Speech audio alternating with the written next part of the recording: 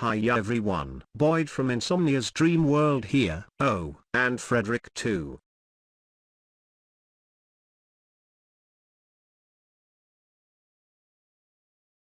Thanks for taking the time to check out my theory and analysis of Fly High.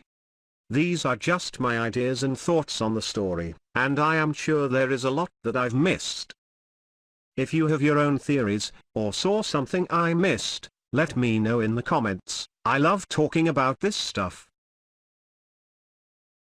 Lastly, as some of you know, Frederick doesn't talk.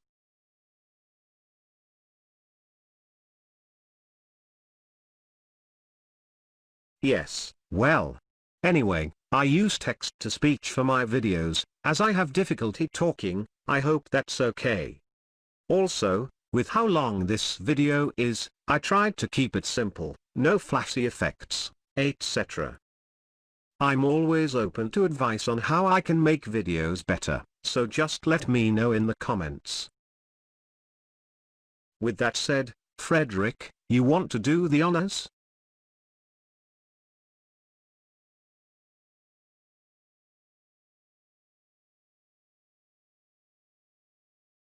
Dreamcatcher's Nightmare Series, a theory video by InSomnia's Dream World. Introduction, things to know, and disclaimers. First, I know there are a lot of theory videos out there already that break down their own ideas for the story, and a lot of these have many parts in common. A lot of this comes from the company, and the members themselves. Having confirmed various aspects of the story and of their characters, most theories differentiate when it comes to other aspects, such as the story details, the hows and whys, and even the timeline of certain events. It's one of the things that makes the videos great, that it leaves a lot up to the viewer's interpretation of things. The members and the company's ambiguity in regards to the story, and teasing hints, helps this a lot. So, let's do a quick overview of what most will agree on. 1. The girls were once normal. 2. The trigger event for their transformation was the burning of the spider captured by GU by Yuyun, thanks you, or so it's thought. More on this later. 3. The girls are then turned one by what is commonly referred to as the Spider Lady. The girls become nightmares, each of them representing a fear or phobia. GU, being chased, followed by a stranger. Siwa, being restrained, unable to move. Shiyon, being trapped in a small space. Han-dong, being watched. Yuyon, being lost in an unknown place. Dami, being hurt, scarred. Gayon, falling from a high place. Quoted from GU, regarding Chase Me. She says that all of the 7 members are haunting the hunter Jodong Hyuka's nightmares. For good night, she says that Dami, Han-dong and herself, saved the other members from the hunter, by trapping him in a mirror. That's really about all we know for sure, or that's been confirmed at least. A few things I've discovered regarding the story, or more specifically, about how it's told, while researching. 1. Nothing is done or shown in the videos without reason. 2. Set pieces, and shots used, all have purpose, nothing is used just for looks or effect. 3. The members and filming staff did their research, a lot of it, even items or things only briefly shown or used, other for a purpose. This is especially true when it comes to the more esoteric and occult-related items. The items and things are shown correctly and in their proper usage, and some of these are obscure, to say the least. As mentioned, how the MVs were shot are actually just as important, not just setting the proper theme and feel for the videos, but in some cases effects and transitions are used to further tell the story. Show don't tell is core to good video storytelling, and the film, production and writing staff did an amazing job at doing this. Lastly, the song lyrics are important in their own way, not just adding to the feel of the videos, but can also alter the view of the story. That's right, they took it one step farther. The video tells a story, the songs tell a story, and when put them together you get a third version of the story. I'll be focusing on the videos themselves here. If you would like me to do a lyric analysis, just let me know in the comments. All that said, let's move on to the first video, the beginning of our story. As far as we know, Fly High, story breakdown and analysis. First 2 scenes, GU, in white, surrounded by butterflies. This is one of the few, easier to interpret scenes, both visuals showing GU as representing an image of innocence and purity. letting us know that things start off normal. The second scene is darker. It shows Xion standing in front of the building, holding a stuffed rabbit by the ear, and just staring at the building, showing us that things do eventually turn darker for the girls. We see the 7 girls arrive to a large mansion-style building, and given the luggage and things they bring with them, and the uniforms, we would assume some type of school, except we never see anyone else there, so perhaps more of a boarding house, specialized academy, type of situation. We can also assume from the girls' body language, and familiarity with each other, that they do know who each other are, and probably have, for a while. From these same scenes we can also determine that they didn't arrive together. Their reactions, specifically Jiu's reaction to the birdcage, is one of pleasant surprise, seeing something she didn't know about before. If they had traveled together, or been together before arriving to the house, she would already know about it. The mansion, schoolhouse, we know from the making of film that this was all shot in France, the Château de Janvier, to be precise. I think this was for more than just the look. I believe that the story for Fly High, Chase Me and Good Night, are actually meant to take place there, or at least near Central Europe. The reason for that in just a bit. Here we see a darker scene of Xion walking into the woods that surround the house. Now this can actually be 2 things, let me explain. 1. Happy Face loves to use non-chronological storytelling, basically meaning that they will insert snippets of later scenes early on, and they do it wonderfully, giving just enough to keep you curious, but not enough to spoil anything, and without ruining the flow of the overall story. 2. The second option is that this event is happening at the correct time, and this isn't really Xion. What we're seeing is something else, something staying on the outskirts, in the woods, and watching them. Notice we don't see Xion's face here. There are some more clues later that point towards this explanation. We then cut back to see the girls just enjoying the day. While walking in, Jiu notices something. She goes to look, and the interesting thing here is we don't see anything other than what seems to be a kind of thoughtful curiosity. No fear, or concern, or even worry. This next scene is important for several reasons, and may be easy to overlook, as its import is shown through how it's filmed, as much as what is filmed. The most obvious, we see Jiu with a glass as she traps whatever it was she found, cutting to a shot of a thick, close-knit spider web.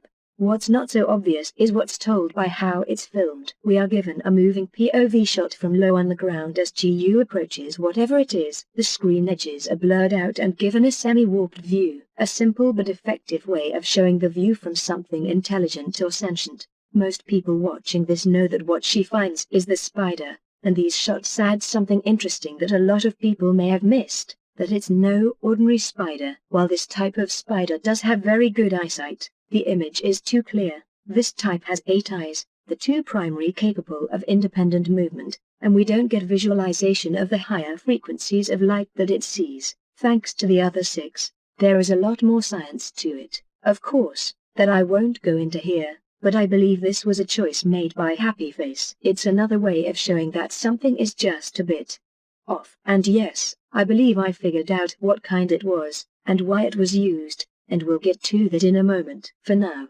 let's continue the story. We see the girls having fun with each other, and we see Jiu admiring and walking with the jar and whatever, the spider, she has in it. She sets it on the table, and we get our first look at what she's caught. And this is where things get a bit more complicated and involved, as this one scene gives us a lot of information to go through, and ties a lot of different scenes as well as events and settings together. It also helps set up and explain some events that happen later. Fair warning, this section has a lot of info, thanks Happy Face, lol. Let's get started.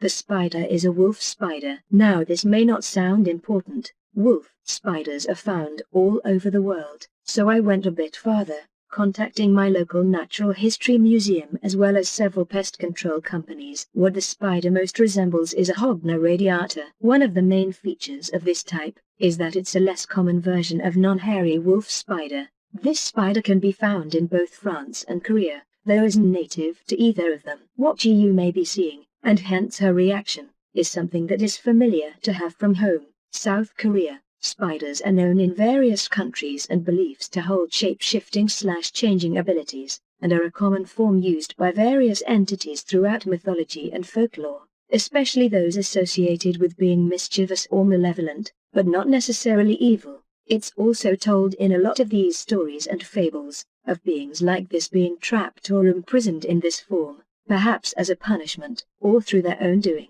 and thus will often entice or lure those of purer intention or innocence into freeing them from it, such as Gu, as represented by the butterfly scene at the beginning. In this case, Gu, instead of freeing the spider, captures it as it reminds her of home, meaning the spider would have to resort to other measures to free itself or to carry out whatever plans it had. Since it wasn't able to entice Gu, it looks for another, and it finds them in the next scene. While we only see it here, the spider continues to play an important role throughout the videos, and we'll go more into that as they come up. In this scene we see, for just a moment, 2 to 3 frames, Yuyeon comes and gets Gu. I prefer to think that this almost hidden shot was on purpose, a little foreshadowing by Happy Face as to what would come. Now, I know we all like to make the joke that it's all Yuyeon's fault whenever stuff goes bad, but we could say that if it wasn't for Gu catching the spider, then none of this may have happened. As Gu leaves, we also get a clear shot showing a large spider web on the table,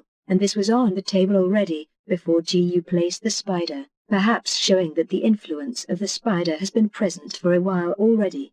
The next scene at face value shows us Gu sitting at a piano. When we go a little deeper into it, a few things stand out. We never actually see her face to tell that it's her. Also, if you look, she's not playing the piano either. It looks more like she's just touching the keys, as one might when remembering or reminiscing about something. It's also nighttime. We can see it's dark outside the window, letting us know that this scene takes place later. We see the continuation of this scene later in the video. What I think we are seeing here is something similar to Shion at the beginning of the video. A bit of explanation, kind of long. Sorry. What we are seeing is a representation of the nightmare version of Gu. This is a manifestation created by the Spider Lady, a way for her to interact with the world. Most occult folklore suggests that entities like this, while being in our world, and thus bound by certain laws of our existence, are capable of much more outside of what a physical body would normally allow. In this case, even though the spider body is trapped in the jar,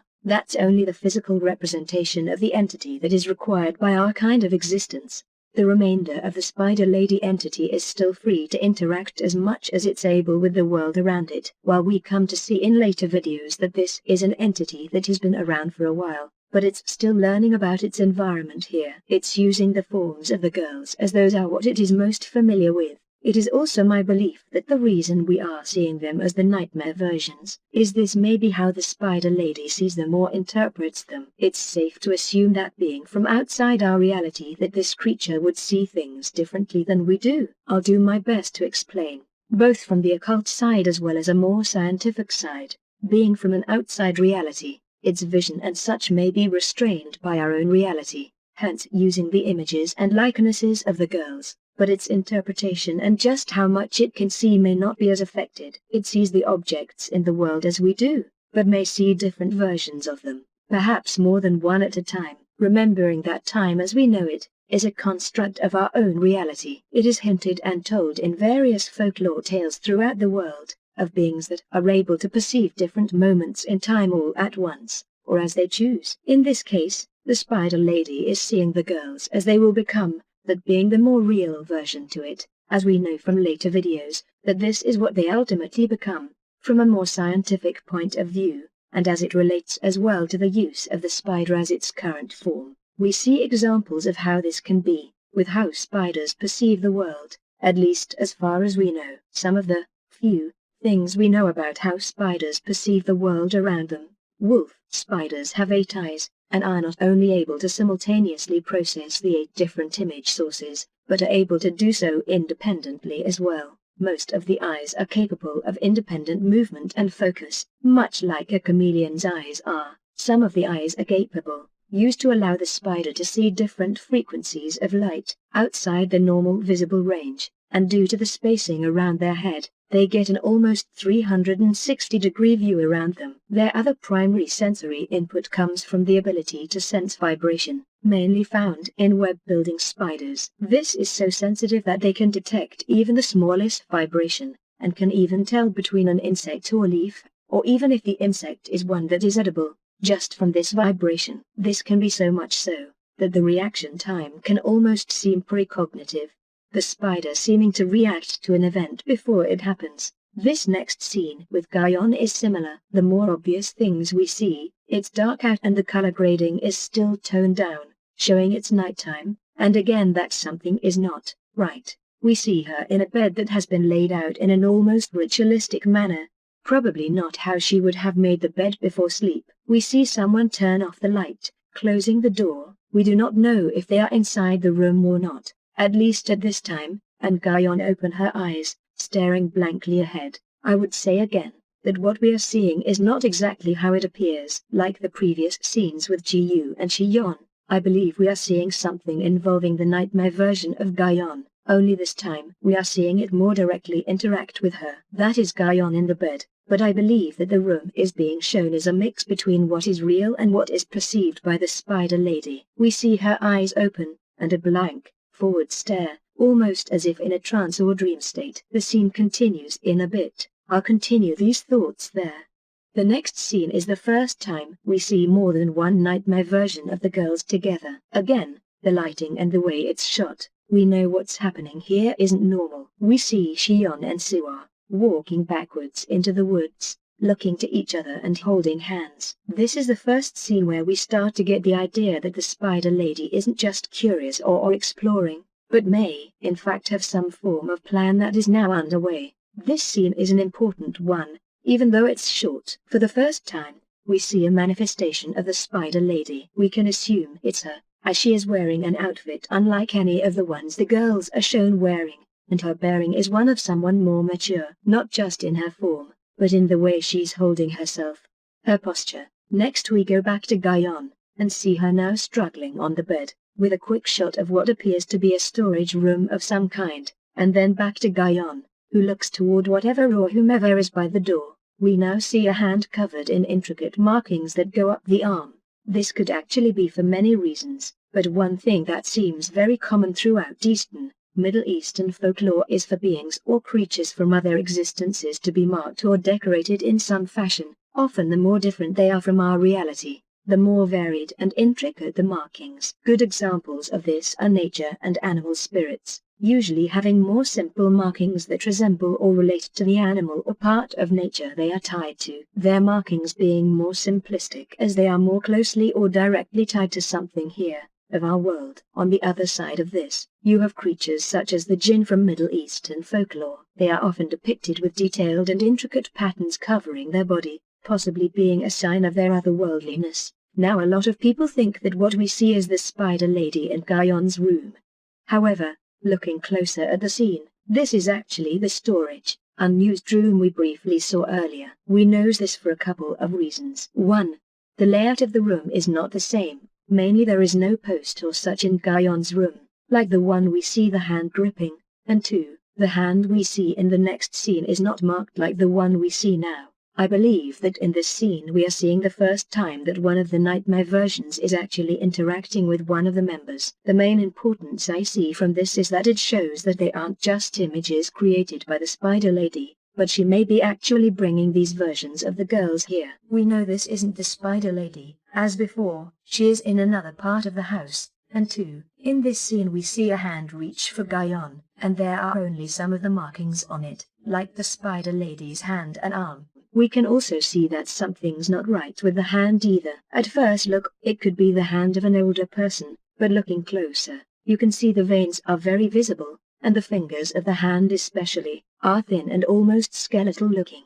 We see the hand reach out and cover Guyon's eyes, closing them. Being that this is late at night again, I believe that what we are seeing here is the death of the normal Guyon, symbolically I mean, and her joining with the nightmare version, starting her eventual transformation into the version of herself we will see in following videos. This is another short scene, but does pertain to the story. We see a figure move past the window on the left, and from the way they are dressed it's my assumption this is the spider lady as she moves around the house. We see her carrying a candelabra, and wearing the same light, flowy white gown that we saw her in earlier. Most telling though, is how she is moving. If you look, she's not walking.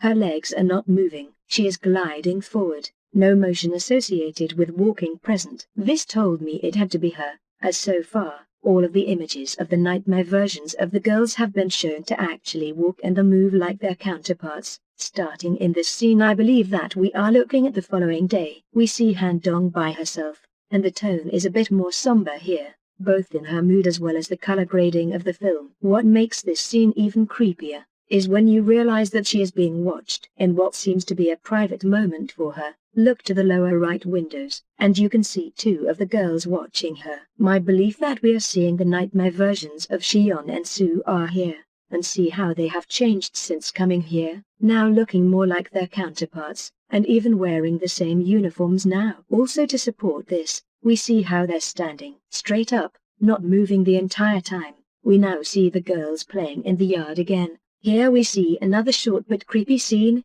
showing us more of the progression the girls are going through as they are moving closer to their nightmare versions. We see Su-ah and Xion, these two being the first of the nightmare versions and seem to be leading the others. And Ga-yeon, I believe this is her. It's hard to tell from the clip, but it also fits as these are the members whose nightmare versions we've seen so far, other than Ji-yu, but hers comes into play later in the video. We also see the nightmare versions of Xion and Su-ah, outside again, both wearing the same outfits as their real-world counterparts from the previous scene. We now see all of the girls together, at what appears to be a lesson of some sort, seeing as they are all wearing their uniforms, and the notebooks on the table. Again, it should be noted that there seems to be no one else here, not even a teacher. It seems like Su-ah is leading them in what they are doing. This leads into my assumption that they did gather here alone, and for some purpose other than just hanging out together. We also see them acting as more of one mind,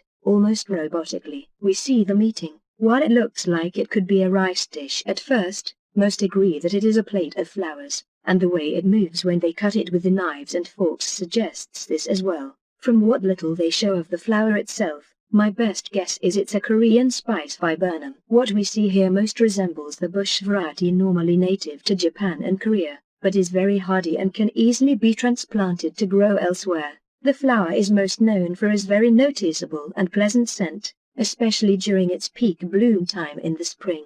The berries it produces are edible and considered rather flavorsome, most widely known variation of this plant being the cranberry bush. The flowers themselves are edible as well, and while the flavor is not as strong, it is not an off-putting taste to most. As for why they are eating them, there are many ways this can be interpreted, though the most common is flowers are seen as a sign of purity or innocence, and we can take this as a sign that the girls have begun to lose that side of themselves, the nightmare versions gaining a stronger hold on them. This scene shows us Yuyeon, in a situation we will see the girls in, multiple times, throughout the rest of the nightmare series, that being her in the mirror. I'll get more into this in the later videos. Perry being the main one. The scene here is creepy on its own, with the fog rolling in and wondering why the mirror is sitting out in the yard. Anyway, once past that, we see Yuyeon walking, almost as if in a trance, to the mirror. My belief is we are seeing the real Yuyeon, though given the kind of creepy, ethereal look of the scene, with the fog, I don't believe this is entirely real. By that I mean, I think we are seeing part of the struggle that Yuyeon is in, and her first real confrontation with her nightmare version, her reflection in the mirror. The main difference we see here is that rather than struggle like Ga-yeon, or seem afraid, like Ji-yu later, Yuyeon seems more curious than anything.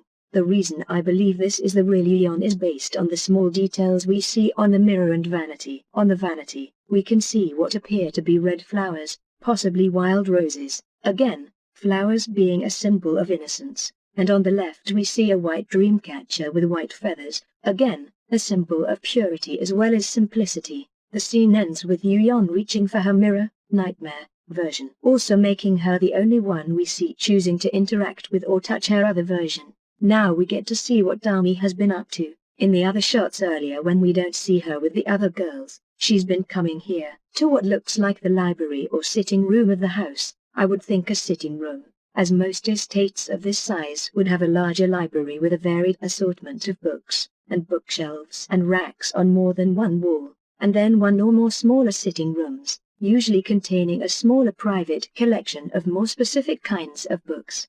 Like we seem to see here, we can assume she has been here previously, as rather than search for a book she goes to a specific one and pulls it from the shelf. We also see that an area has been set up for sitting and reading, including candles, and surrounded by other books. It's interesting to note that this area looks like it's been set up for a while, and even has what look like leaves and such around. We see Dami seated, the candles lit, and her reading from the book. While this initially looks like a different book than the one she grabbed, it was actually common for fancier or more expensive, rare or specialized books from this time period to have removable protective, decorative covers, the time period being that of the 1600s to 1700s. This was also a time period where books and manuals, commonly referred to as grimoires, on the occult and other esoteric subjects were both popular with the upper classes and taboo by the governments, churches and general public. At the same time,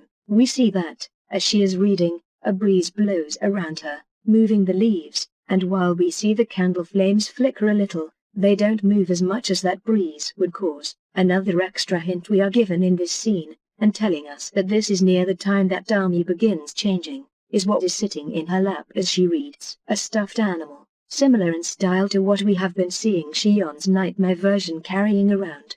The plushie being a symbol of innocence. Again, it also appears to be a rabbit, as well. We now see Gu walking past what appears to be a music room. The double doors, piano, etc. While obviously late in the evening, it's not too late, a more evening style of dress, as she stops to look inside, with the same look on her face when she first noticed the spider earlier. What she sees is someone sitting at the piano, who then turns to look at her. What we are seeing is Gu's first real encounter with her nightmare version. A thing to note here is that we don't see what happens to Gu.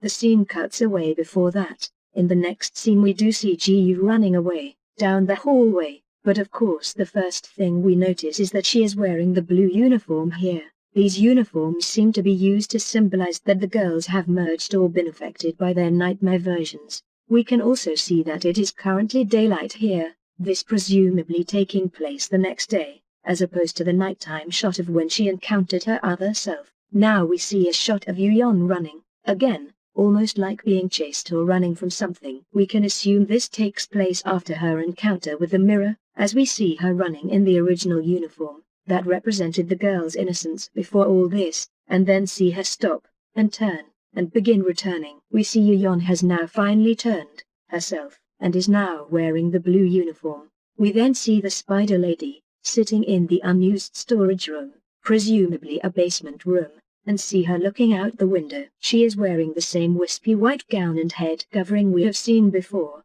holding the candelabra from earlier. My belief, we see her, in this room, overseeing and controlling the change that the girls are going through, and that we see her still in this form, as she is still physically trapped as the spider. We cut back to see the changed, altered Yuyeon now returning to the house. Her demeanor changed from a softer, more vibrant look to that of being serious and somber, her expression going completely blank, and from that we cut to see the death of the real Han Dong, as her nightmare side takes over. Sua and Shiyeon, the first two that appeared in the story, leaving the forest path.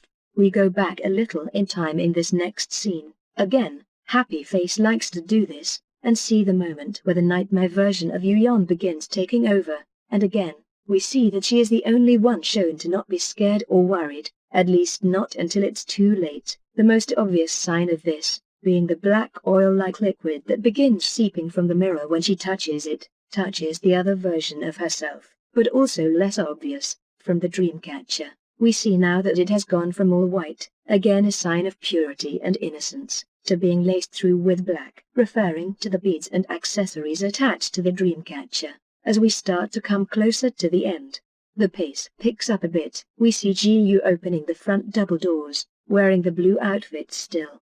We see more shots of Sua and Shiyeon as they leave the forested area, giving us the symbolizing of everyone coming together. Gu exits the house, running down the stairs with a scared, worried expression. Now we see Sua and Shiyeon's nightmare versions together, holding hands, and backing into the woods. only to re-emerge as the combination of the nightmare and real versions. This is also the first time we see a very familiar item, to all insomnias anyway, that being the book. Again we see Ji-yu in her white gown, except this time the scene is darker, showing the start of the change in her. We jump back in time just a little, to see our last images of Ji-yu and Yu-yeon before the transformation. We see them in the original colorful uniforms. Yu-yeon comes in and getting Ji-yu's attention, leads her away. We see that she has a magnifying glass behind her back, and while she is laughing and smiling, as is Ji-yu, I believe we are seeing her here already under the influence, or suggestion of the Spider Lady.